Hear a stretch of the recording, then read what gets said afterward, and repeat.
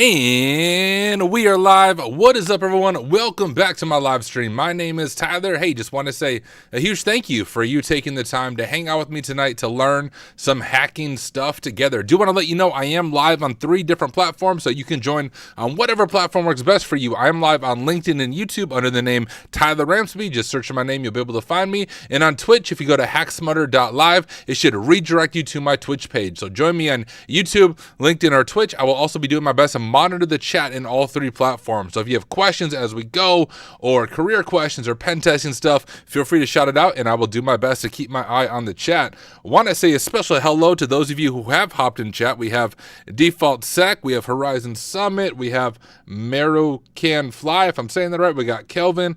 What is up, y'all? What time is it right there where I'm at right now? It is 9:30 at night.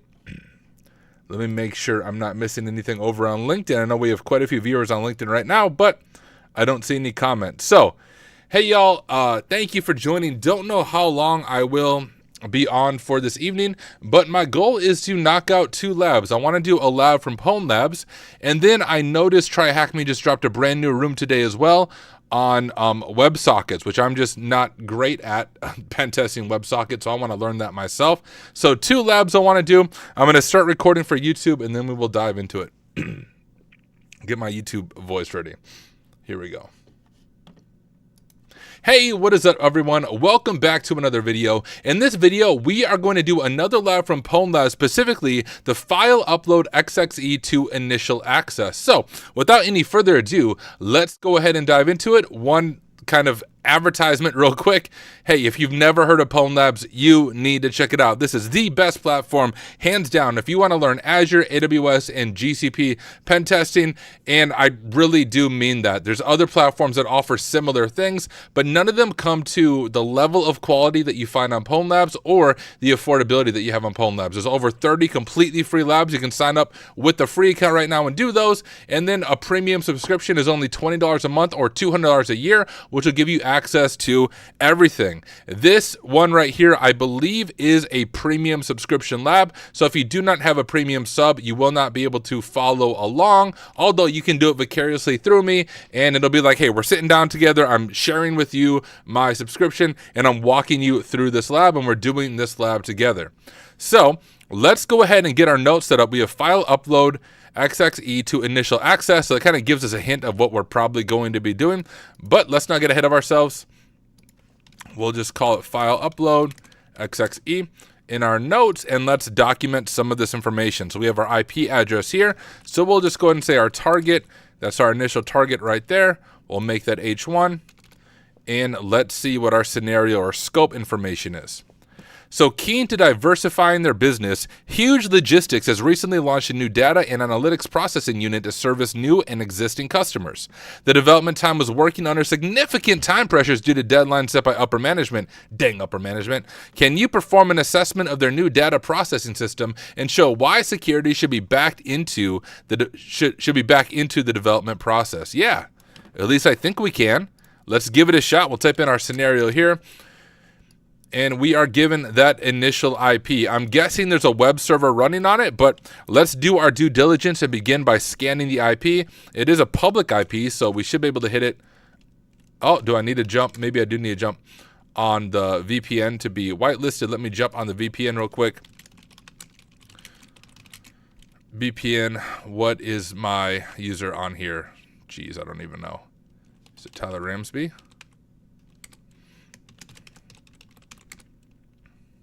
All right, there we go. VPN will also do a new one for Pwn Labs, CD home, Tyler, Pwn Labs, to make a directory called, I don't know, file. We'll do XXE file upload, and we'll head over to that directory. And now, are we able to hit this at all? Maybe it doesn't respond to pings.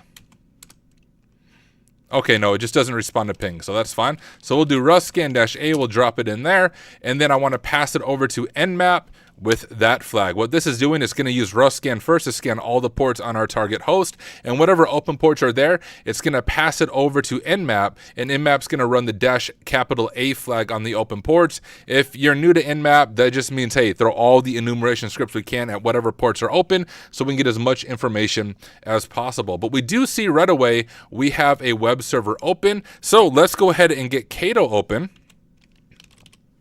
If you've never heard of Cato, it's sort of like a much more affordable version of Burp Suite Pro Edition, but written from the ground up in Rust and relatively new software. I like to support new devs, so that's why we are going to use it. There we go. Taking a second to launch, but we'll get it pulled up.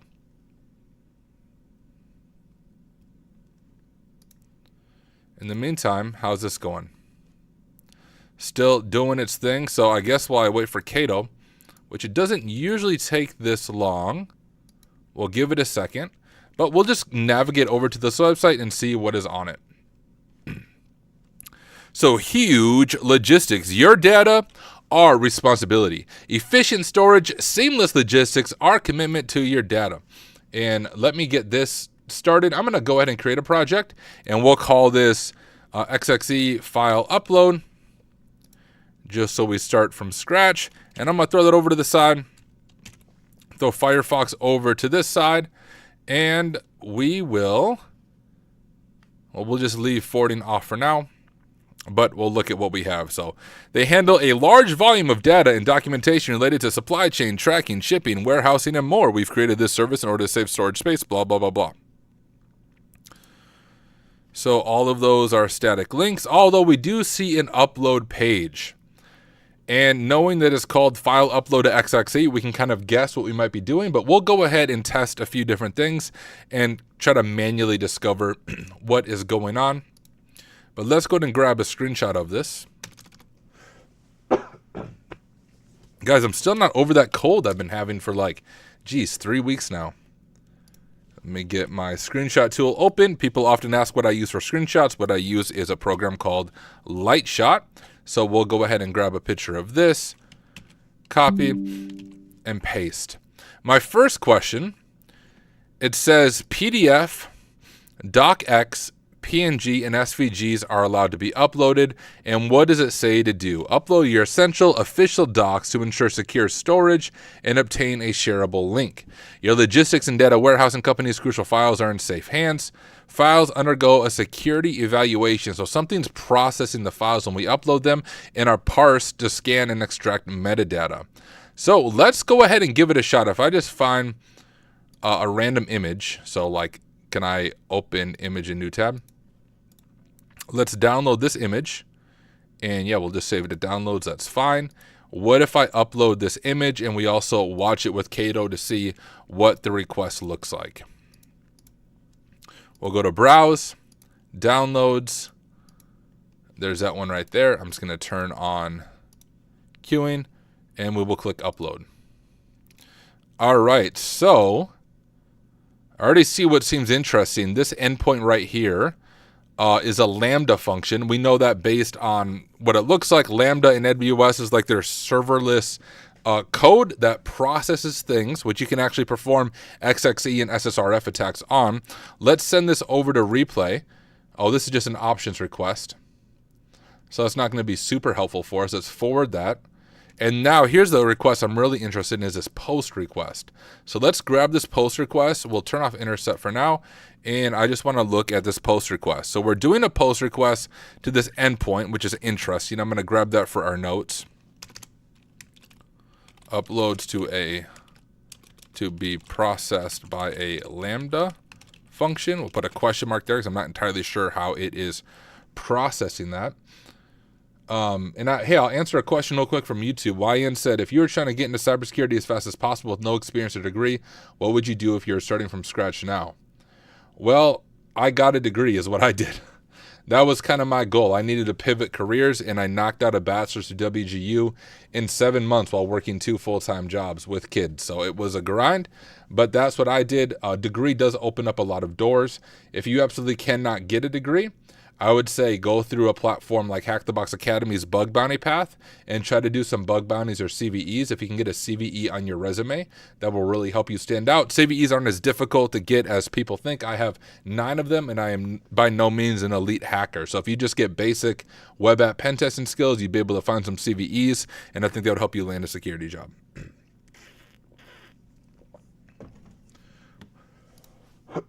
I'll make sure I'm not missing anything on LinkedIn, which I am not. Okay, so we have this possible Lambda function, but what happens when we send the request over? And so it says, file has been successfully uploaded, and actually gives us a file to retrieve it. Let's go ahead and see what that looks like. And sure enough, it downloads the file. All right. So it seems to be processing it that way, and what stands out to me is the fact that it accepts SVG files. Now SVG, that's actually what my last CVE was about, was cross-site scripting in an SVG file in Go CMS, because SVG is scalable vector graphics, I believe what it stands for, and you can actually include code in an SVG file such as JavaScript or external entities, which is what an XXE attack is. Let's go to Hacktricks. And we'll do XXE SVG. And we'll see if my memory about SVG files is actually correct. So we will go over this a little bit for those of you who might be new to this kind of attack. So what is XML? Well, XML is a markup language designed for data storage and transport, featuring a flexible structure that allows for the use of descriptive name tags. It differs from HTML by not being limited to a set of predefined tags. XML significance has declined, blah, blah, blah, blah. But we have some main attacks here for XXE anyways. So in this one, we're going to test if a simple new entity declaration is working. If it is, well, ours is going to be a little bit different because we're not using any parameter here. We could actually, we'll keep scrolling down and look at some of these examples. One is to read a file. Now, this isn't going to work for us because we're not targeting a virtual machine or an EC2. We're actually targeting a Lambda function. So we're not going to read a file per se, but I believe Lambda, actually I know this, Lambda has their own metadata endpoint similar to an EC2 or a virtual machine in AWS. So one attack path, if you get access or RCE on a AWS virtual machine, is you can send a request to the metadata endpoint in AWS, and you might be able to retrieve credentials if an IAM identity is assigned to that. Well, Lambda is similar, that you might be able to receive credentials by doing an attack like that. And we're going to use a similar attack path here. But you can see, just to understand XXE, what it's doing is it's saying, hey, take Etsy password and then store it here. And as it's processed on the server side, it's going to actually store Etsy password. And since we can get our file, we'd be able to grab it that way. Directory listing, SSRF. This is kind of what we want to do. Actually, this looks like one for a cloud. Let me grab this and I can maybe walk through this a little bit. So this looks like it's for an EC2, but what it's doing is similar to that Etsy password, but instead of Etsy password, we wanted to hit this endpoint that only the VM has access to. So we can't hit this endpoint. It's a private IP. It's available in the AWS network or environment though, from the affected virtual machine. So what this is saying is, hey, we want you to send a request to this metadata endpoint for latest metadata IAM security credentials, and we wouldn't know what that's going to be. It's whatever role or IAM user is assigned to those security credentials, and you'd be able to read the access key and the secret on that. But remember, we're not trying to do an EC2. We're trying to hit a Lambda function. So let's look at like Lambda function, SSRF, metadata, see if this helps us. All right, more hack tricks.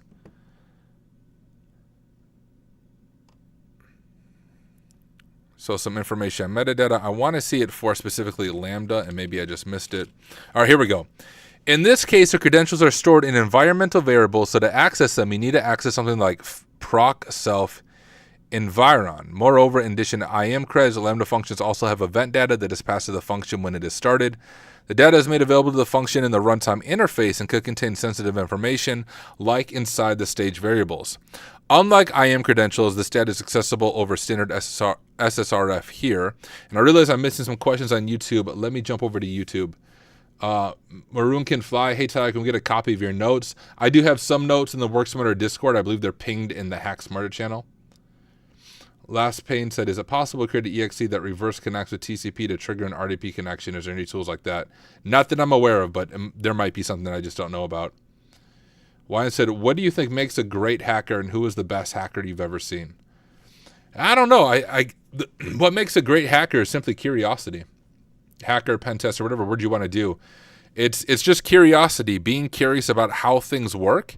Because as you're curious about how things work, you begin to ask questions about, well, how can I break that thing or make it do something that's not intended to do to exploit it? So curiosity is key. Who is the best hacker I've ever seen? I'm not sure, honestly. People like the John Hammonds, the IPSECs of the world, it's always fun watching them do their magic on machines. Kelvin said, have platforms like Hack the Box, Try Hack Me, and Pwn Lab significantly improved your skills as a pen tester? Do you suggest prioritizing these platforms and courses like Hack the Box Academy for skill development? 100%. I've learned everything I know, y'all, about pen testing and ethical hacking through these platforms. I have a bachelor's in cybersecurity, but cybersecurity is a massive domain. I think I maybe had like one course on offensive security, and it was very basic, like Nmap scan and finding like a quick CVE and documenting it. It wasn't hands-on, thinking through exploits, thinking through attacks, writing your own scripts, finding CVEs. Everything you see me doing now, I'm learning as I go. And that's how I started my YouTube channel. Many of you know this. I started this channel about 2 years ago when I was brand new to the field. I wanted to be a pen tester, didn't figure out how I could get there, but I thought, hey, I'm already doing like Try Hack Me and Hack the Box myself and like stumbling through it. I should just live stream myself doing it for a few reasons. One, I'll be able to meet some cool people, which I did. But when you're forced to talk as you do something, it makes you understand it better, right? One of the best ways to learn is by teaching. So what I try to do is, as I'm actively learning on stream, I'm also trying to like explain what I'm doing, and it helps cement the concepts in my own mind. So yeah, do these platforms. This is the best way to learn, in my opinion, is platforms like Pwn Labs or Try Hack Me or Hack the Box. Anyway, so in this case, the credentials are stored in environmental variables, so to access them, you need to access something like file. So that's interesting. What if we go back to this and we go over to our SSRF request here? The stock check, all that stuff doesn't really matter, I don't think. Let me grab my file. Actually, that's not what I want to do. I want to do the Etsy password one, which was right here. Once again, the stock check can be anything. I'm pretty sure that doesn't really matter too much for our purposes. But instead of Etsy password, what if we do something like this? And then it's going to pass our file down to this product ID. Let's just try that and see if it works. I'm going to do nano, and we'll just call it xxe.svg.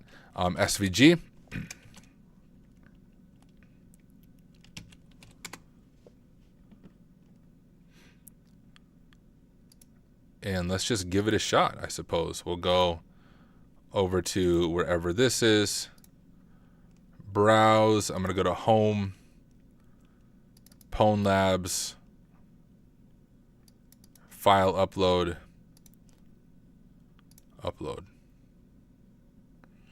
invalid or unsupported file type. So we actually need to format it properly for an SVG file.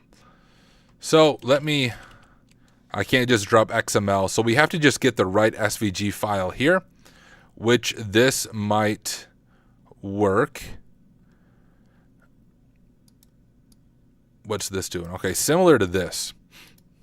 So let me pull this up and we'll drop it in here just so I can kind of make the payload. So we'll format it as an SVG file instead of just trying to pass it as an SVG file.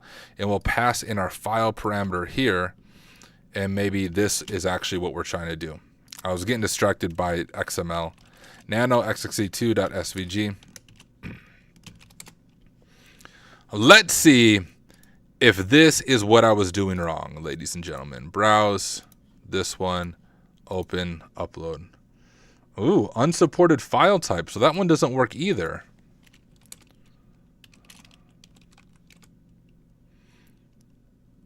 I wonder why it doesn't. Let's do some more reading, some more digging. We could check out Portswigger. See what examples of Portswigger uses for SVGs. So some applications, actually very similar to our lab, some applications allow users to upload files which are then processed server-side, which this one's being processed by a Lambda function. Some common file formats use XML or contain XML components. Examples of that are Office documents like docx, which it also accepts .x, or image formats like SVG. For example, in an application might allow a user to upload images and process or validate these on the server, which is exactly what we have here. Since SVG uses XML, an attacker can submit a malicious SVG file and so reach the hidden attack surface. So let's go ahead and check out this lab.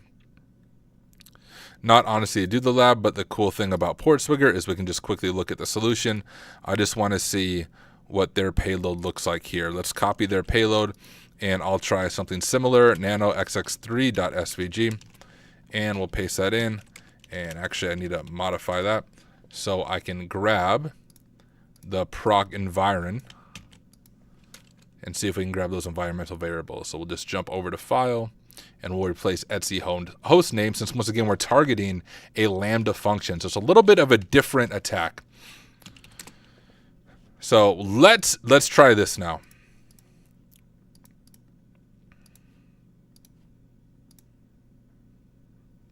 Okay, so that one uploaded successfully. Oh, look at that. I see some Lambda stuff there. Okay, before we get too excited and look at that further, let me just, I think it's good to include notes, like what we actually did. So we'll cat xx3.svg, and here was our working payload in case we run into something similar in the future.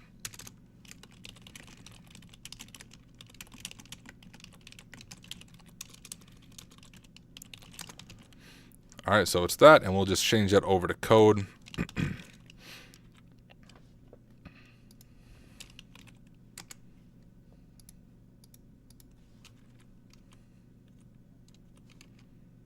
All right, there's our working payload. And now if we copy home, Tyler, downloads, whatever that file was actually called. It's just called file, okay, word. Oh, because one of them was that first one I did for testing. So what's this one called? This one ends with a D. So that's the one we want. And there we go. So we actually have some information here. We were able to do it properly. So we have the AWS Lambda function. We have the session token, which is going to be important. And you know what? Let's go ahead and we'll just grab this full thing, and we'll kind of break it up and separate the information that's going to be useful to us. And I saw you guys asking about Magic Bytes. So we wouldn't need to do Magic Bytes because we weren't actually doing a file upload bypass. If we were doing Magic Bytes, it'd be like, hey, I'm trying to upload, you know, something crazy like a .exe file as a JPEG. Then you might be able to change the Magic Byte to make it look like a JPEG. But I wasn't doing a file upload bypass because the uploader accepted SVG files. So I just needed a properly formatted SVG file. And then by extension, because it accepted the SVG file, I was able to do this attack. That's why we didn't have to actually do a file upload bypass. I hope that makes sense. So we have our AWS session token. All right, I'm just going to separate some of these variables here. Time API, Lambda, function. Okay, AWS secret access key. That's important. Did I see an AWS? Oh, and there's the access key. Okay, let's clean this up a little bit. So we have our AWS access key right there. We have our access key ID right there. And we have our session token. I don't know if I need this double. I don't remember what that looked like for sure. We'll give this a shot. If it doesn't work, I might have to look back at the file and maybe I missed something, but this might be the information we need. So the way we will configure a new profile is we'll do AWS configure profile in, I don't know, we'll just call this XXE. And our access key ID is here. Now, if you're new to AWS, the access key ID and the secret kind of function like a username and password. So there's our username, and here's kind of our password. And then we have to actually get our session token as well and paste that in there. Why is that popping up? We'll do US East 1 for our default region. And now what we need to do, and I'm going to stop sharing my screen. I don't think I would have anything sensitive because this is my just VM for live streaming, but I need to open up my credentials file and I want to make sure I don't have anything sensitive, which no, it's all just lab stuff. So I can share my screen with y'all from various labs I've done. Here is our AWS credential file. In order to do this properly, we have to take that session token and paste it in here, kind of like you see on this EC2 one. So we'll do AWS session token, and we'll grab the session token from right here. I may have too many equals on the end. I may have grabbed one that wasn't supposed to be part of it. So if it doesn't work, we'll see if I need to modify that at all. And this is where it stores by default. If you're wondering where I got that credential file at, it is home, your username, .aws, and then credentials. So that is where it's at. We have that done. So let's do AWS STS get caller identity. This is sort of like the who am I in AWS, and we want to use the profile XXE. Okay, so it doesn't work because the security token is invalid. Let me try that. Okay, it still doesn't work, which means I did something wrong when I was looking at the file. Let me grab that file. What did I do wrong? So I see our session token here.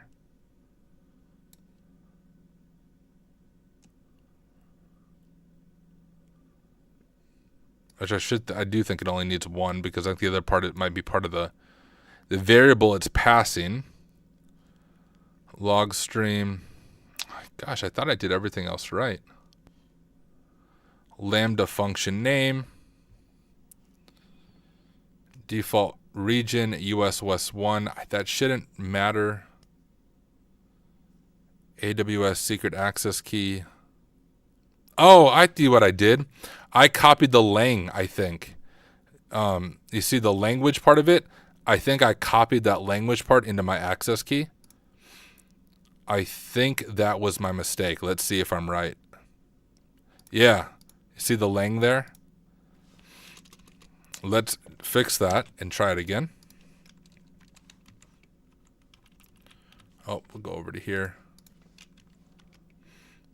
Okay, maybe we need to add our other equal back. Try that. Ah. Okay, something else I'm missing. Like you guys saw the obvious thing I missed the first time, so there might be something else I'm missing. Our access key ID. Nothing confusing there. That should be right. Access key ID. Yeah, that looks correct to me. Secret access key. Am I still missing something on that? Now I'm blind. Where did the secret access key go? Right here. Secret access key. Is the I part of the language? Save. Make sure I saved.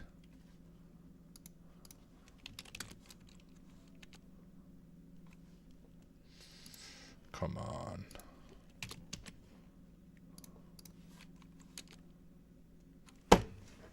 What am I missing, guys? The region shouldn't matter.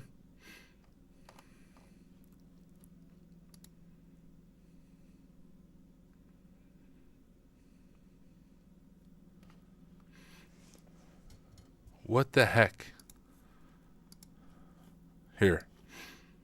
Let's go like this. Let's copy this. And let's use our robot friend as a second set of eyes.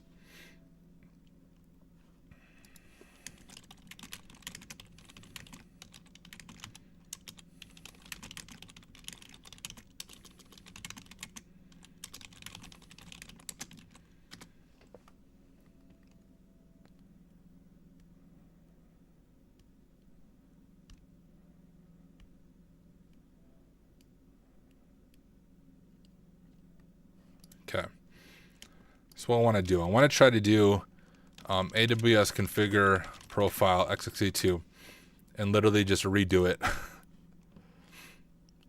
and see what I may have missed. And then we'll compare it for our own learning on what I was overlooking. It was US West.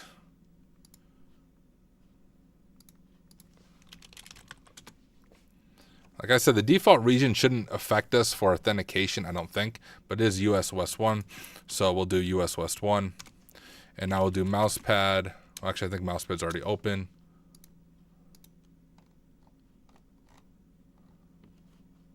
Yeah, we'll just close that.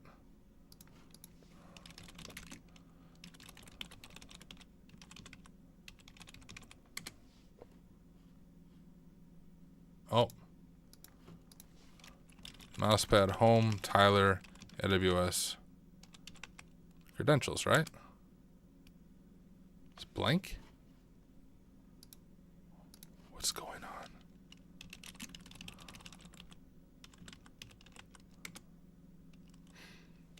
on?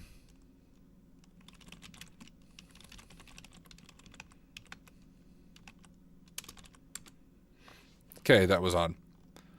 All right, and now we'll do our AWS session token, which I think I had correct before, but it needed the double equals on the end according to ChatGPT. That all looks correct, so we'll copy that and paste it in. And all right, let's see what happens, ladies and gentlemen. AWS STS get caller identity profile XXE2. Hey, we are in luck. Okay, I want to figure out what I did wrong though. Oh, what? I had the access key wrong. How did I copy the access key wrong? Oh, I had extra stuff on my access key. You guys see that? That right there was not part of the access key. That's the main thing that was wrong. I bet both of them work now. AWS STS get caller identity profile XXE. They both work. So that's what it was. Like I said, the region doesn't matter for the authentication part of it. It just matters for resources. So that didn't matter. It was because I read the access key wrong. But here we are. Now we have a role, this S3 put object role in this Lambda parser. Let's go ahead and grab a screenshot of this.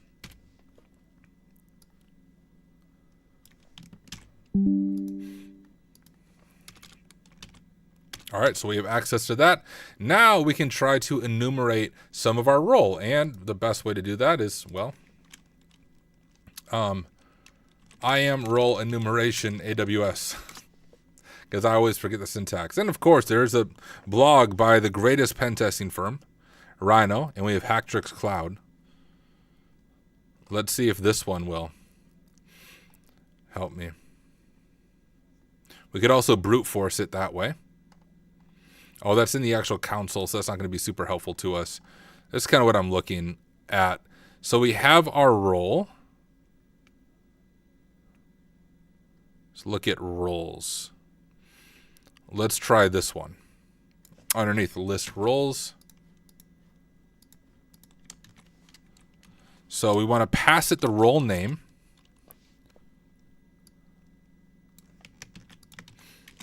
That one, and we'll say with the profile XXE. Oh, sweet, that worked right away. So what can our role do? S3 put object role. Role ID, it allows to assume a role, allow Lambda functions to write objects in the huge logistics dump bucket. and read from huge logistics processing. Okay, so we have access to a couple of things here with this role. Let's go ahead and grab this and drop it in our notes. So this is our role information, and we can just change this to JSON maybe.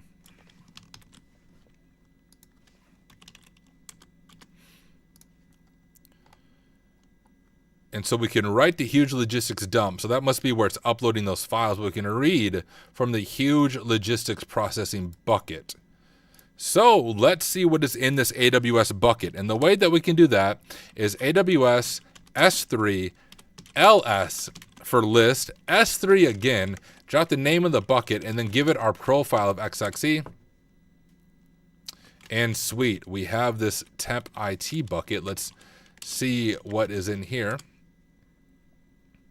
Oh, and looks like we completed the scenario. We have SQLite database here. It must be sensitive information, and our flag. To make it realistic, let's download both and see what's actually in there. And the way we'll do that is if we will first download the SQLite database with the copy command.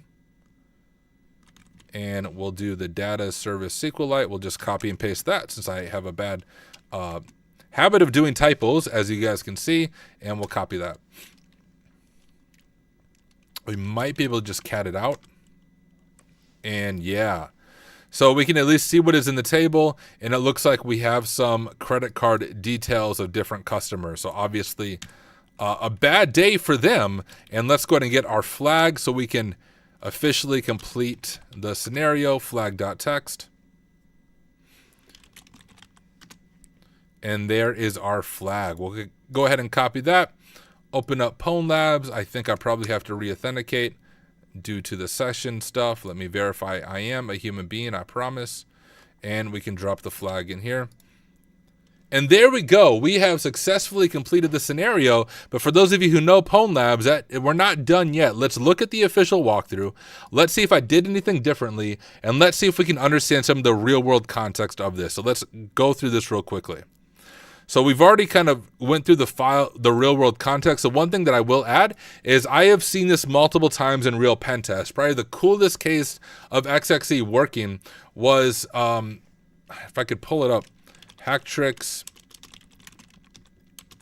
There was an example in here of attack I did in a real web app pen test that I thought was pretty cool. Let me see if I can find the right one. So yes, it was this. On a C2 server, so a server with a public IP, I hosted a malicious DTD file, which is part of being able to exfiltrate the data because it's going to reach out to this that had etc hostname. And then I uploaded something similar to, well, not quite like that one. I'll let you read this on your own. Here it is. So then I uploaded to the vulnerable server where I found the XXE this, and it processed from my C2 server the malicious DTD, document type definition or something, I think is what it stands for, file, and then it actually sent me back on my Burp collaborator URL. So you actually needed 3 servers to make this happen. I was able to read etc hostname, so I had full file read on the affected web server. So once again, like, yes, this is a CTF, this is a lab that we're doing, but I've seen this in the real world in the past year doing real web app pen testing.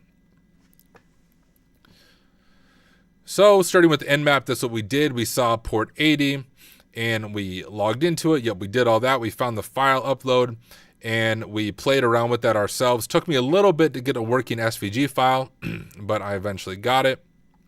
Let's see how close theirs looked to the one I used. So just showing, hey, here's how it worked. Here's what a SVG file format looks like. So here is the one they use, which I think is very similar to the one I used.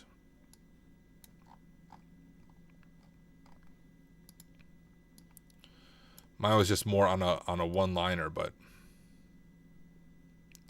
essentially the same exact thing.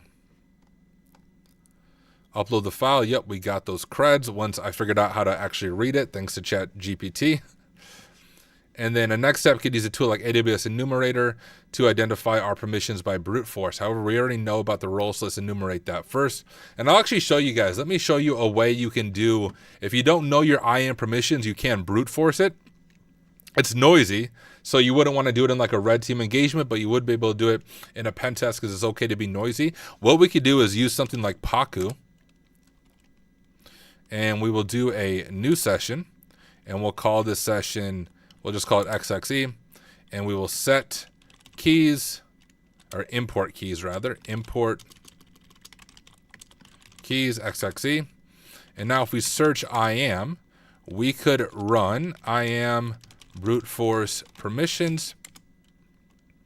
Now it's going to take a little bit. I probably won't even show the end result. But what this will do is it will try all of the different IAM commands, seeing, hey, what does our role have access to? It's going to brute force all of them so we know what permissions we have. And it will do it in all the different regions for things like EC2s and along those lines. So that's what that tool is doing. I'm guessing this AWS enumerator tool is similar. Enumeration, dumping investigation, credential use. But here, okay, so I already see a weakness of this tool. You have to specify the region. Now you could do your own little for script in order to do all the regions. What Paku will do though is it will do it in every single region. This is important for region specific resources such as like an EC2 which is a virtual machine in AWS. You need to check every region to see what permissions you might have on those virtual machines. But I just kind of guessed it because we knew that we had a role based on the name. And then the first role enumeration command I saw in Hactrix was this get role right here. And so we saw we could go ahead and grab the data from our huge logistics processing. And we grab the payment data as well as the final flag. So let's see if we can understand defense. The main issue in this scenario was a custom XML parser that was found to be vulnerable to XXE due to the resolve entities true configuration. So here it is right here. And there's really no reason for that I could imagine. Like, I don't know any reason why a company would need to actually process external entities like that. Maybe. The company may legitimately need to enable external entities, maybe for the purpose of data integration. Okay, I stand corrected. That would make sense. In certain scenarios, SVG or other XML-based files might contain references to external entities, allowing the system to pull in data from external sources. However, this presents a risk, and so access to the Lambda function at the network level should only be given to the specific systems it interacts with, right? The principle of least privilege applies not just to people, but to servers and functions. In this case, the Lambda function was accessible to everyone. The JavaScript implementation of the Lambda file upload function would be better handled in the back end, allowing us to restrict access to the functions only accessible by the EC2 instance. To mitigate this vuln, they should set resolve entities false in the XML parser configuration if this is not needed. Additionally, it's important to perform further validation and sanitizations on user-provided input to ensure its safety. Another issue is that the financial details are stored unencrypted. That is an issue. And the cool thing about Pwn Labs is there's often a HackerOne report connected to it so we can see it in a real bug. So here's SVG file upload leads to XML injection. On top coder, upload avatar option allows the user to upload an image, thus enabling the upload of many file formats, including SVGs. Their XML attack, so yeah, they could do cross-site scripting. They could do XXE if, okay, so they were actually processing external entities, and then a DOS attack, the Billion Laugh attack. I'll let you read that on your own. I'm surprised they got this to work on here. So they're doing the SVG file, put request, and a put request. I want to see their payload. So here's their payload. This is the SVG of my public server. I create another username testing, upload an avatar, added the picture link, blah, blah, blah.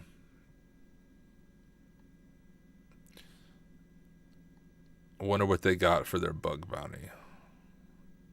Yeah, I agree with this. So worth noting, you're unable to retrieve sensitive internal files. So honestly, more of an informational. The one that I found in a real web app pen test, I had full file read on the underlying server.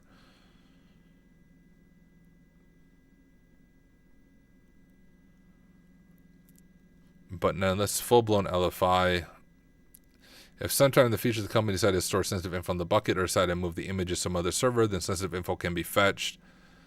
I also like to point out I can do cross-site scripting, but even here, the cross-site scripting would be limited to the S3 bucket, so that would also lower the severity of that because it's not actually executing on the website.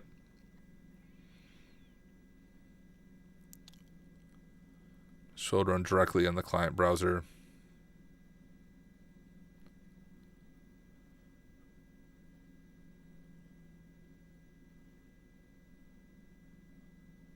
Okay. So, I mean, interesting, but I agree with the severity here. It is low because they weren't able to read internal files, but often you really can if you find this in the way it's being processed on a server. And that's what we saw in this really excellent scenario, like all the scenarios from Pwn Labs. But that is the end of this file upload XXE to initial access. Hope you found this walkthrough helpful. Hope you were able to do it alongside of me and you learned something with me as we were working on this lab together. But hey, thanks for watching, and I will see you in the next one. All right, still on stream, y'all. Make sure I'm not missing anything. Abeo said, Tyler, back at it again with another hacking live stream. Is there a stream every night? I watched your stream for Jenkins last night as well. Hey, well, thank you for hanging out. I do stream most nights. It's not every night. I try to take the weekends off, like Saturday and Sunday, to chill out and not stream, but I don't have a life or very much other hobbies. So most nights you will find me hanging out. Hello, how do I crypt EXEs? I mean, there's Google it. I don't know what you mean, like encrypt? I don't know what you mean by crypt. No, I just got here. Love your streams. Well, I am sorry, my friend. I actually was going to do another lab through TryHackMe, but I realized I started later tonight because I was boxing before the stream, and it's already almost 10:30 at night for me. And unlike other cool hackers, I have family responsibilities. So I'm the one who brings my kids to school every day. So I wake up pretty early to help get my kids ready and bring them to school. So I try not to stay up super late. So I don't think I'm going to do another lab. Let me just look at it, though. Just look at it like that YouTube video. You guys can look at it with me. Let me share my screen in a moment.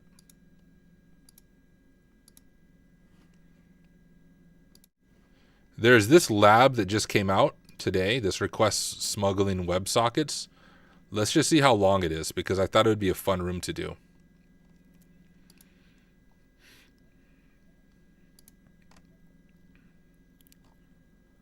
Oh, 30 minutes time. Well, hey, that's not bad at all.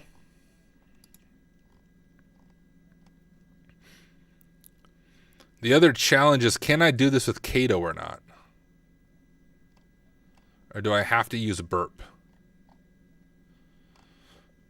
Let's try it with Kato, and if it doesn't work, we'll switch to burp. But since it says it only takes 30 minutes, and we only have a couple of tasks, let's go ahead and do it, shall we?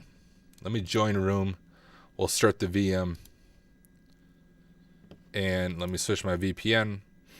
Get some of these other things closed out. Oh, you can actually see Paku was done as well. We could see some of the permissions we're able to do and deny permissions. We could have done EC2, S3 logs, etc., etc. But okay, C, home, Tyler, TryHackMe. And let's jump over to the TryHackMe VPN. Sudo OpenVPN, Tenebrae.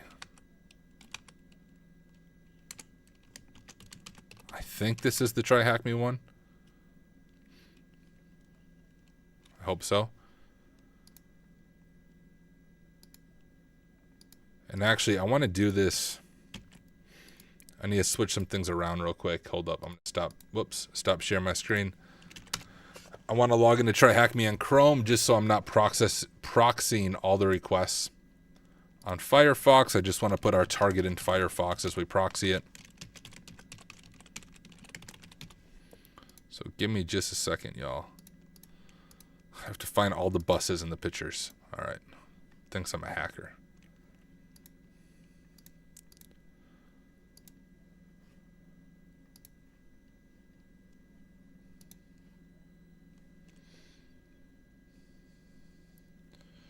And yeah, answer your question quick. Danker Oneer? Hey man, I want to ask you, will an OSCP and an AACS get you in the door? Would a blog or my own live stream help me stand out? Yes, yes, yes. Just the OSCP will get you in the door. It'll get you past the HR filter. And then once you're past the HR filter, a blog or making YouTube videos helps you stand out above other candidates who don't do that. So honestly, you don't even need the associate's degree. If you just want to be a pen tester, OSCP will open those doors for you.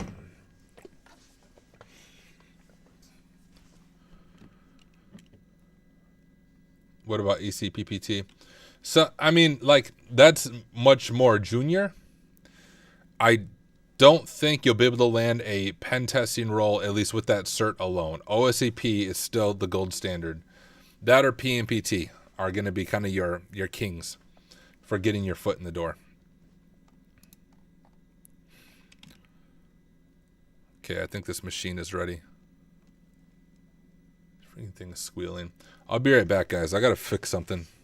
I have a, I don't know if anyone knows what this is, but it's called radon. It's a odorless gas. The state that I live in, it's often in basements, and it can give you lung cancer. But over a long period of time. But since I spend like all my time in my basement, I have a little like fan that pulls it out of my basement so it doesn't give me lung cancer, but it's squealing right now and it's annoying me. So I'm going to go unplug it and take my risk for the next 30 minutes, but I'll be right back.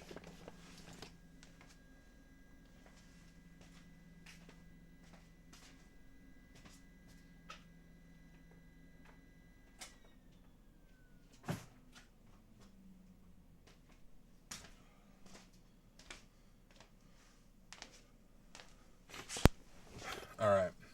You can't find my notes on Discord, just tag me on Discord. Someone will send them over to you. They're pinned in one of the channels. I don't know if it's announcements or Hack Smarter, but they're pinned somewhere. But I will just say it's super important to just take your own notes. Like, you can use mine as a base, but one of the ways you learn is just by taking notes. At least that's how I learn.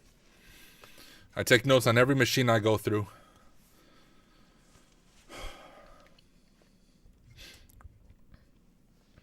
I mean, Utah, Arizona. Nope, neither of them. I have very terrible OPSEC. You could literally Google my name and you can figure out where I'm at. I don't hide it. But not Utah, Arizona.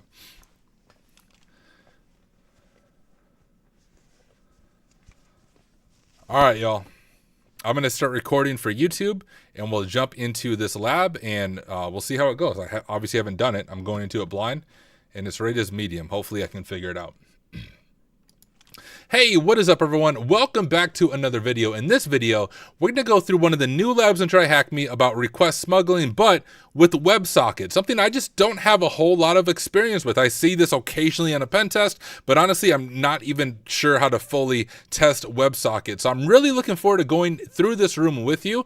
And hey, as usual, I have not done this room ahead of time. This is me approaching it for the very first time, giving you my first reaction as we work through this room together. So I'm sure I will make plenty of silly mistakes. I will miss obvious things, but that's all part of a live stream. I don't know if anyone here has ever live streamed, if you're watching this, but it's like the moment the camera is on and people are watching your screen, your mind blanks. And maybe you even have this same experience, like whether it's Teams or Slack or Zoom, you share your screen to do something simple and all of a sudden you forgot how to use your computer. Well, take that with live streaming times 10. You slowly get used to it, but I still find myself making the silliest of mistakes when I'm live that I don't make when I'm not live. But with that as my disclaimer, let's go ahead and dive into this together and see how we can do. I will share my screen. We're on request smuggling WebSockets. I do believe this is a subscriber only room. So if you are not a subscriber to TryHackMe, unfortunately, you will not be able to access this room. But hey, you can live through me. It's like we're sitting down together, working on this room together, and I'm sharing my subscription with you. So let's dive into this. And actually, I need to make sure I'm on the right VPN. I had to switch my VPNs up. So if we ping, okay, cool. I can ping the room. Awesome. I am on the right VPN. And we'll scroll through here. So in this room, we'll look at ways to smuggle requests through proxies by abusing WebSockets. So what are our learning objectives? We'll understand how WebSockets work. We're going to learn how to exploit HTTP request smuggling via WebSockets functionality. And we want to use tools to detect and exploit said vulnerabilities. Our room prereqs: before attempting this room, you must complete this. You must also be comfortable using proxies. I did not complete this room. Oh, no, I did. Sweet, I did complete the room. Cool. All right, I did it, and I am comfortable using proxies. It recommends Burp. We're going to attempt to do it using Cato because I just prefer using Cato on stream because it's more affordable for people for some of the lack of rate limiting stuff. So I'm going to try it in Cato. If it doesn't work, we'll switch over to Burp. So starting the VM, you'll need to deploy the VM attached to the task. I already did that. WebSockets. What is a WebSocket? My my VM doesn't want to scroll right now. I might have to use this. When using HTTP or Hypertext Transfer Protocol, the client, that's our computer, must make a request before the server can send any information. This complicates the implementation of some application features that require bidirectional communications. For example, suppose you are implementing a web app that needs to send real-time notifications to the user. Well, since the server can't push information to the user at will, the client would need to constantly poll the server for notifications, requiring lots of wasted requests. The WebSocket protocol allows the creation of two-way communication channels between a browser and a server by establishing a long-lasting connection that can be used for full duplex communications or back and forth. Upgrading HTTP connections to WebSockets. The WebSocket protocol was designed to be fully compatible with HTTP. Establishing a WebSocket connection follows a process similar to that of H2C, or HTTP2 request smuggling, known for details. The client sends an initial HTTP request with an upgraded WebSocket header, which we can see it right there, and other additional headers. If the server supports WebSockets, it responds with the 101 switching protocol's response and upgrades the connection accordingly. From that point onward, the connection uses the WebSocket protocol instead of HTTP. All right, so here's our client. I'm trying to zoom out a little bit, if I can. Here's our client, and we are sending this request to the backend server. The main thing to note is the connection upgrade and the upgrade WebSocket. And it looks like WebSocket version and WebSocket key potentially here. And we send that to the backend server. If the backend server accepts it, it will switch protocols, and then we're communicating via WebSockets. Got it. If we now add a proxy in the middle, something interesting happens. Instead of fronting the connections themselves, most proxies won't handle the upgrade, but will instead relay them to the backend server. Once the connection is upgraded, the proxy will establish a tunnel between the client and server, so any further WebSocket traffic is forwarded without interruptions. All right, so here's our proxy, the front end proxy anyways. So we're sending that. This receives it on the backend server, and we're saying, hey, switching protocols, and then we are kind of bypassing the proxy as we communicate via WebSockets. The problem we now face is that the tunnel uses the WebSocket protocol instead of HTTP. If we were to attempt to smuggle an HTTP request using this tunnel, the backend server would reject it as it expects a WebSocket request. All right, which status code signals a successful WebSocket upgrade? And that is 101. Abusing WebSockets for request smuggling. Scroll up. Smuggling HTTP requests through WebSocket tunnels. We're already at task 3. I'm doing good. To smuggle requests through a vulnerable proxy, we can create a malformed request such that the proxy thinks a WebSocket upgrade is performed, but the backend server doesn't really upgrade the connection. Interesting. This will force the proxy into establishing a tunnel between client and server that will go unchecked since it assumes it is now a WebSocket connection, but the backend will still expect HTTP traffic. One way to force this is to send an upgrade request with an invalid WebSocket version header. This header is used to specify the version of the WebSocket protocol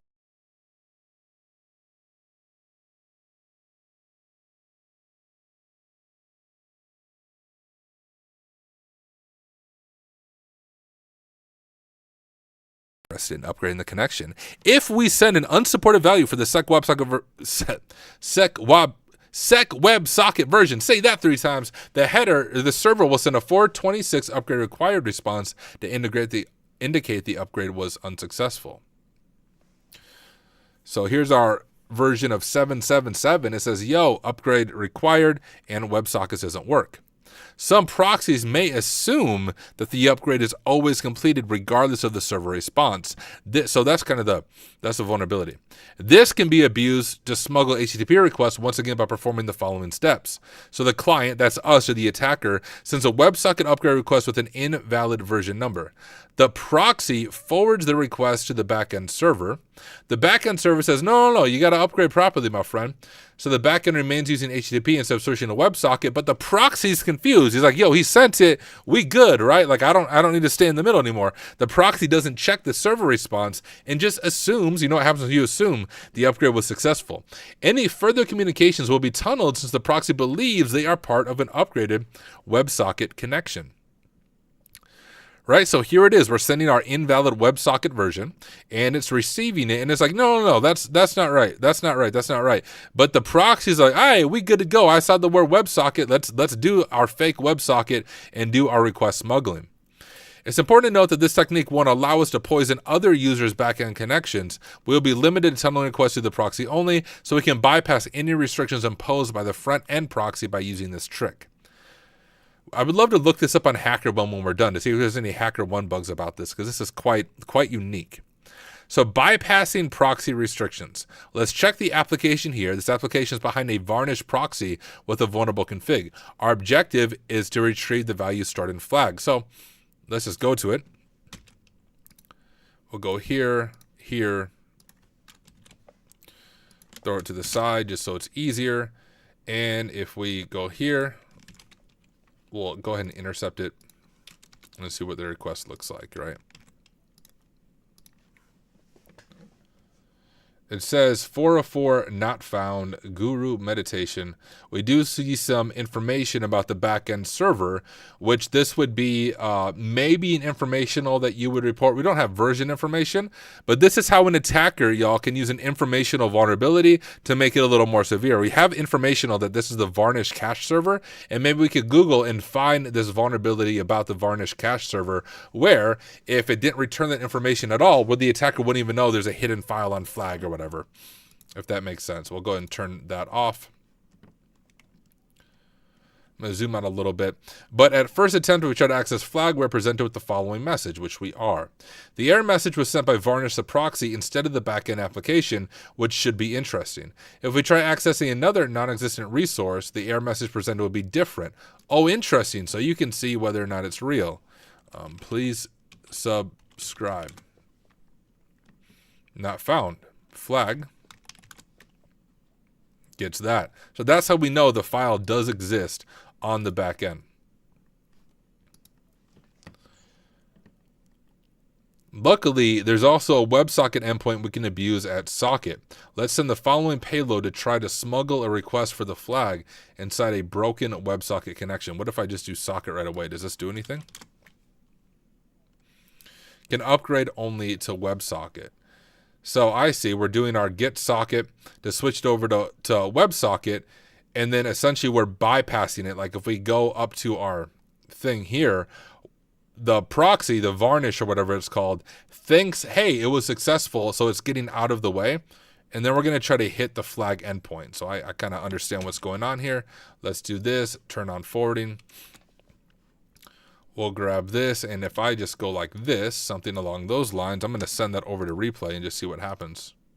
Oh, it didn't. Copy. Let's try that. And then we get upgrade required. All right. To send the request, we'll use Burp's repeater. To ensure Burp doesn't modify our request and break the attack, we need to make sure the update content length is disabled.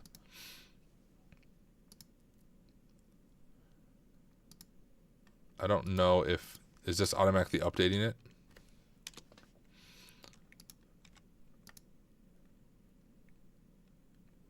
Oh yeah, it is automatically doing it here too.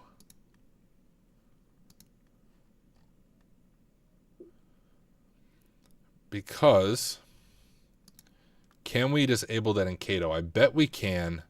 How can we disable that in Cato? Oh well. Let's see what we're supposed to get. And I'll see if I can do it in Cato. Otherwise, I'll switch to Burp. So Burp doesn't modify. We need to turn off the update content length, with which we can see right now Cato is automatically updating the content. Once this is done, we can send our payload and should get the flag. Note the 2 lines at the end of the payload. Yeah, but ours is going to update the content, so that's going to be an issue. Hey, what up, Overgrown Carrot? If you like this room, Hack the Box Academy had an HTTP attacks module in tier 3 that has a bunch of HTTP request smuggling in it. Sweet. I'll have to check it out. This, Overgrown Carrot, do you use Cato at all? I don't think you do. I bet there's a way to set it so it doesn't automatically update my content length. Oh, look at that.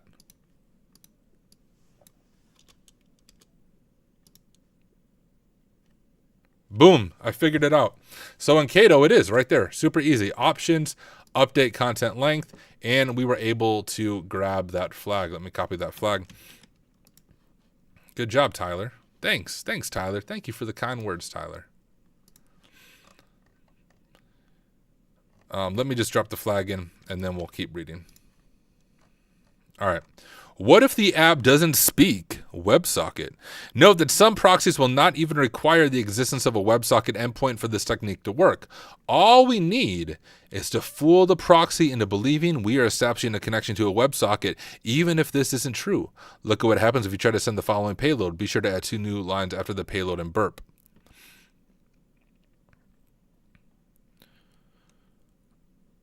Oh, I was like, what's the difference? I see. So it's going to an endpoint that is not WebSocket enabled, but the proxy doesn't check the response, so you can use any payload that looks close enough to a WebSocket upgrade.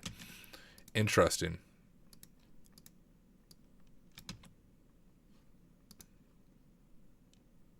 And sure enough, yep, it does still work. This payload will randomly fail when using burp. Hey, use Kato and it doesn't randomly fail. You can either retry the payload a couple times until it works or deliver it by pasting it into a terminal running netcat where it will work every time. Don't forget the trailing new lines. Wonder what the difference is. Does Kato work every time?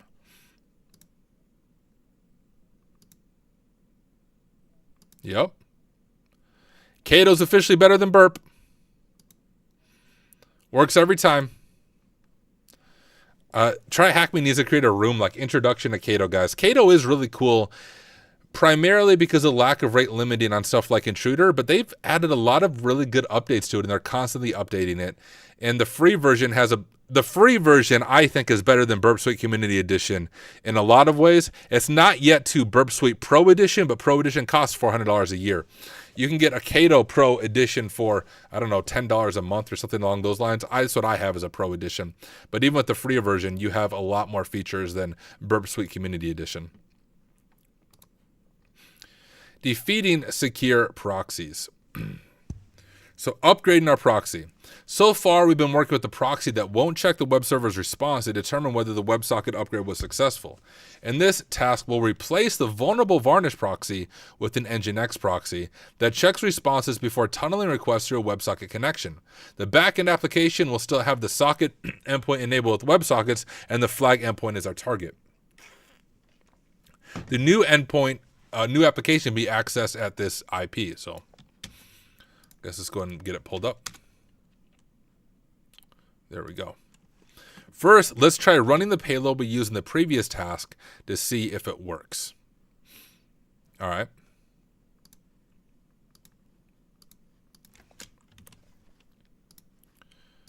We'll just turn on intercept, turn over to replay, and really what we need to do is just grab, we'll do this one. Oh.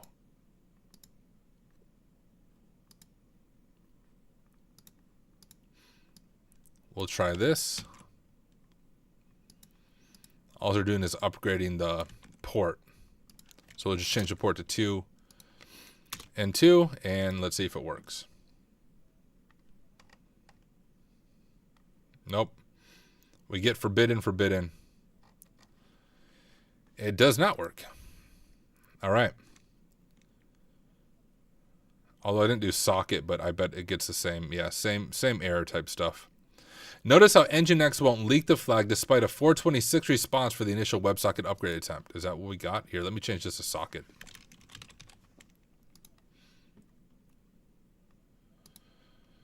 Oh, so we got that. Switching protocols. But yeah, it still doesn't leak the flag for us.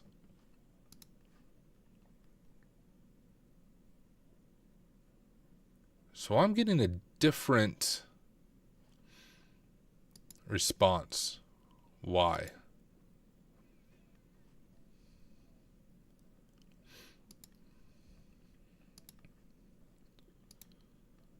Switching. Well, oh well, let's just keep reading. Notice how Nginx won't link the flag, blah, blah. Determine that no valid WebSocket was established, therefore it won't allow us to smuggle the flag request. You are free to try the second payload presented in the previous task, but you should obtain similar results. So tricking the proxy. Since we can't just smuggle requests anymore, we need to find a way to trick the proxy into believing a valid WebSocket connection has been established. This means we need to somehow force the backend web server to reply to our upgrade request with a fake 101 switching protocols. Oh, it did though. Bruh, it did. It did reply to me with 101 switching protocols. It still didn't smuggle the request through because I didn't get the flag. Interesting. I'm curious the difference in how Burp and Kato process these. While we won't be able to do this for all applications, if our target app has some vulnerability that allows us to proxy requests back to a server we control as attackers, we might be able to inject the 101 switching protocols response to an arbitrary request. I need to make this big. I need to see this diagram. In these special cases, we should be able to smuggle requests through a fake WebSocket connection again. All right. My computer won't scroll. There we go. So we're sending our GET request to our attacker-controlled server, or RIP in this instance. And we are, because we have this check URL, this thing right here. So we're using that check URL to our attacker machine and upgrading the WebSocket there. And then the front-end proxy is like, okay, do this. And the back-end server is like, okay, switching protocols, while establishing this weird connection. That's like Inception there. Very interesting. So leveraging SSRF. And this task application will take advantage of an SSRF vulnerability to simulate a fake WebSocket upgrade. After a quick inspection, we can see that the application allows us to test the status of a URL. Each time we input a URL, the server will make a request to that check URL and return the status code from the corresponding response. We can use we use Netcat. We should get a response similar to this one. So let's go ahead and just test that real quick. Kato, we can turn intercept off.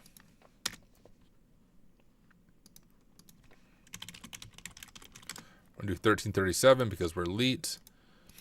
And we'll do HTTP 10.13.46.224. Turn that on, make sure it all looks good. And it does. There's our check URL, although I forgot to add the port. 1337 like that. And we will forward. And you can see the connection right there. We have SSRF, Python request from our target. We can close that out. Back over to the walkthrough. So this means we can successfully use the SSRF vulnerability to influence the response of the backend server. All we need to do is spin up a web server that returns a 101 status, allowing us to fake a WebSocket upgrade. We can set up a web server that responds to status 101 to every request of the following Python code. So we're importing system, we're importing the HTTP server, basic stuff there. So if the length of our argument is 1 print, blah, blah, class redirect. So all this is doing is, like, no matter what happens, it's going to respond with this 101 request.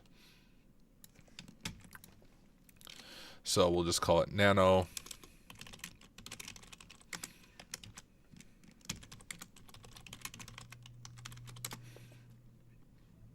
Okay, I think I did it right. Blah, blah. It should spin up a web server that will reply with a 101 status to any request. Wow, interesting. So we're finally ready to launch our payload. Let's use Burp's repeater to send a request to check URL against our malicious server. The request should look something like this. I'm going to go ahead and just copy this and we'll update our IPs. But we'll go over to this, forwarding, replay.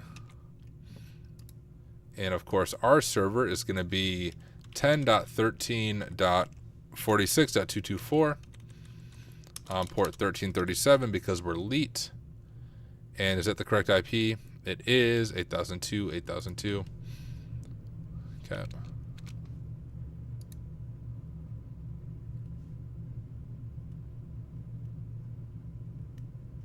Oh no, it's not working. Do I have to switch to Burp? If all goes as expected, you should get a request in your malicious web server and the flag value in burp. Know that you need to add 2 lines at the end of your payload, which I did. So we did get this. Oh, look, and there it came through. Beautiful. Kato did the job. Just took a little bit there because of the different requests that we're going through. But that's actually a really interesting bypass. I never would have thought of something like that. Let me drop the flag down here. That is super cool, y'all. What's the point of this exploit? Sorry, noob here. So the point of this exploit is sometimes organizations will hide something sensitive behind a proxy, saying that, hey, the proxy is going to handle the authentication. Maybe only from this IP we can hit that. Well, with this HTTP request smuggling via WebSocket, if we can remove the proxy out of the way, we might be able to hit a sensitive endpoint that shouldn't be exposed to everyone else, or a sensitive file such as flag in this example. But in the real world, it could be like maybe an admin login page that should only be accessible from a certain IP that's hidden behind the proxy. This allows us to bypass that. Remember that check URL is not a WebSocket endpoint. We are just manipulating both the request and the response that the proxy gets to make you believe that this is a real WebSocket. This means that the web proxy will tunnel the second request on our payload as if it were part of a WebSocket connection, but the backend will just process the request as HTTP since there's no WebSocket in reality. Hey, fun side challenge. Can we get like RCE on here?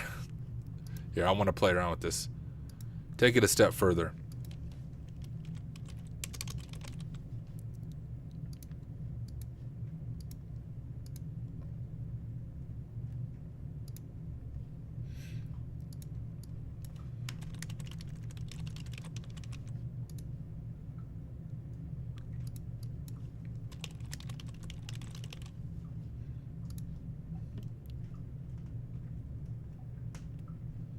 Okay, I'm not going to play it that much longer.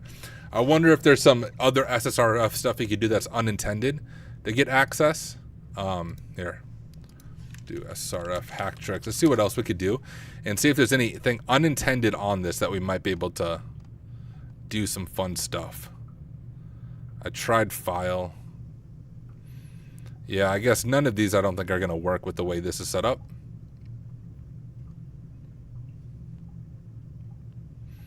That's exactly what I just tried. I mean, we could try it to our actual IP, I guess.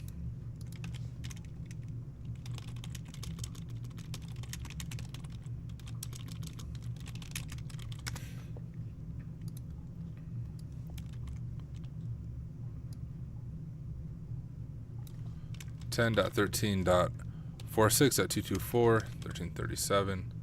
So I did right, 1337.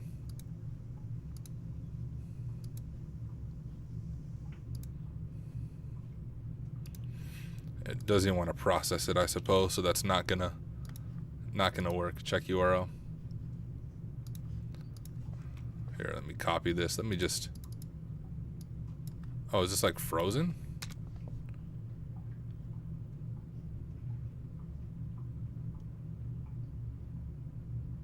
Did I lose connection? Am I still on stream? I think so. I think I'm still on stream. Seem to have lost connection to the box though. It's like, yo, Tyler, don't hack me.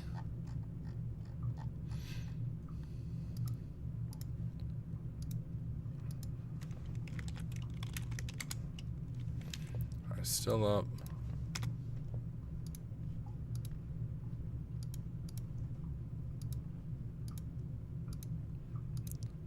Did switching over to that WebSocket stuff like break it? It's trying to go like through the WebSocket, and because I closed my server, it's not going to go through anymore. So we like DOS the application. I bet if I open my server back up just to test my theory, will it work now or no?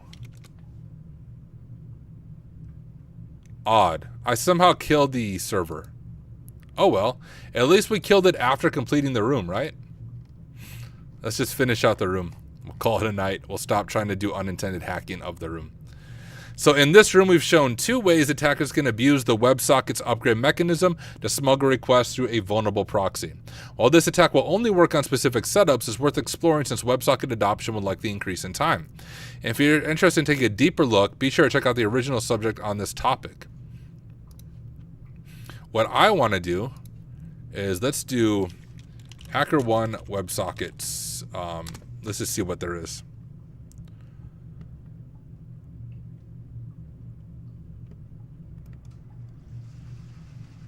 And check out a few things here. What about...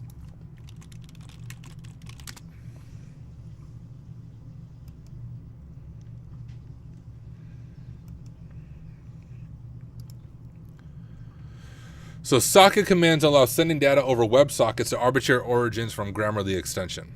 Checker trigger Grammarly's extension socket command. Additional commands received from the attacker server are handled by extension can be used to trigger wrong business logic behavior or possibly RCE. Disclaimer, the report is long enough. Socket command. So they're doing this crazy WebSocket thing here. Connect arbitrary endpoints and arbitrary data to any endpoints. Not quite the same as what we're looking at. And they made $1,500. That's awesome. Highest bounty I've ever made in bug bounty is $2,000. But this is a cool one. Website how you steal session ID. So this is WebSocket hijacking, so that's a little bit different. Check the website, blah blah. I found a few WebSocket requests carrying messages. So I started checking if it's vulnerable to WebSocket hijacking. I'll just enter the WebSocket URL and check if you're able to send and receive messages. So far, so good. So I started exploring the website further and found that when a user updates their profile, then they receive a message like this, which is disclosing the username of the user. For victims from inaction, the website can actually establish third parties retrieving WebSocket responsive with sensitive content. I see. So when I'm performing sensitive actions, all actions result in the same response, but that is when I perform password change action, then boom, this time session ID disclosed. So an attacker will be creating a website and host a vulnerable code. Now, when the victim opens the attacker's website, the connection will be established immediately, and they can start seeing the WebSocket. So you're hijacking the WebSocket. So then when they go to update stuff, you could steal their session ID and essentially lead to account takeover. That's pretty cool. And once again, different than what we saw, but just like WebSockets are an interesting place of research if you want to do bug bounties, and I'm pretty sure most people are not digging into. This is request smuggling. Not with WebSocket stuff, but either way, quite interesting. And want to give a big thank you to Munra for the creation of this excellent room. Gave me some additional research I really want to dig down into. But hey, y'all, this is the end of this video. We made it through the request smuggling WebSockets room. A really fun, really excellent room by TryHackMe. I know I learned some good stuff in it. Hope you learned some good stuff as well. And I will see you in the next one. See ya. All right, y'all. Now I am going to call it a night. Been on for about an hour and a half. Don't know if I'll jump on tomorrow. I probably will because I have nothing else to do. So I'll probably be on tomorrow night again. We'll see. But hey, y'all, really want to just say thank you for you guys taking the time to hang out with me. It looks like we have about 20 people on Twitch and 8 people on YouTube and a handful of people on LinkedIn. Hey, for those of you on Twitch, let's go ahead and raid someone. If you're not on Twitch, come join Twitch. Just to raid someone. I just dropped a link to Twitch over in YouTube, hacksmarter.live. Once again, hacksmarter.live. Come join Twitch and let's raid another InfoSec streamer. Just to show our support. Let's see if anyone's live right now. Oh, shoot. I'm the only one that's live. Okay, let me just see if anyone else is streaming. Here, we'll go to like Twitch.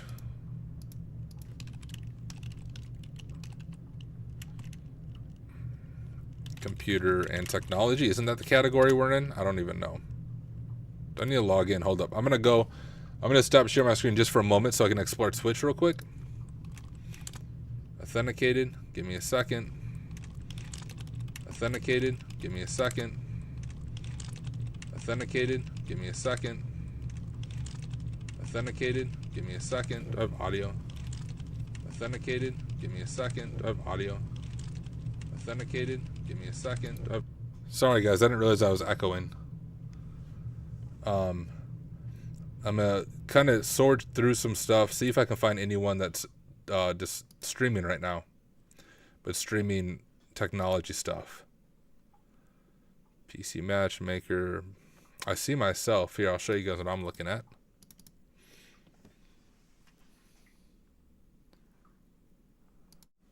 So here we go. Let's see if anyone here is streaming. There's this cool guy.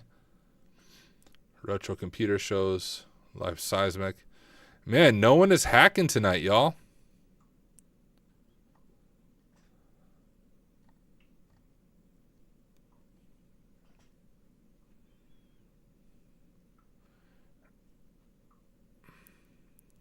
What's this person doing?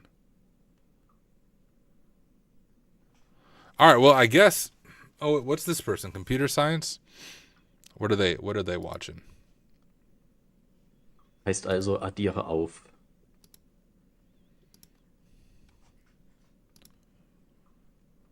Dokumentieren von Funktionen. Ich nehme mal die von oben.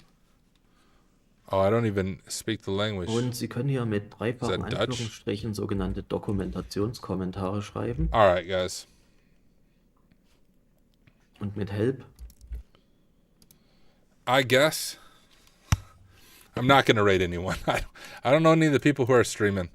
So, I did my best, though, to try to send those good vibes out. I'll probably be back on tomorrow. How do I hide my IP for stream? I don't know. I just don't usually do things that show my IP. But even if someone sees your public IP, it's not that big of a deal. Like, people are overly paranoid about those things.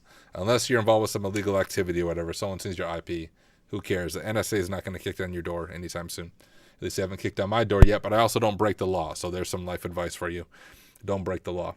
But all right, y'all. Thank you for hanging out. Oh, Clankgar, I'll answer your question. Do I use Hack the Box? Yeah, I do. I primarily use Hack the Box, Try Hack Me, and Pwn Labs. Every once in a while, I'll do some Port Swigger type stuff. But those are the main platforms I hang out on. But thank you, everyone, for hanging out. I will see you guys in the next one. Peace.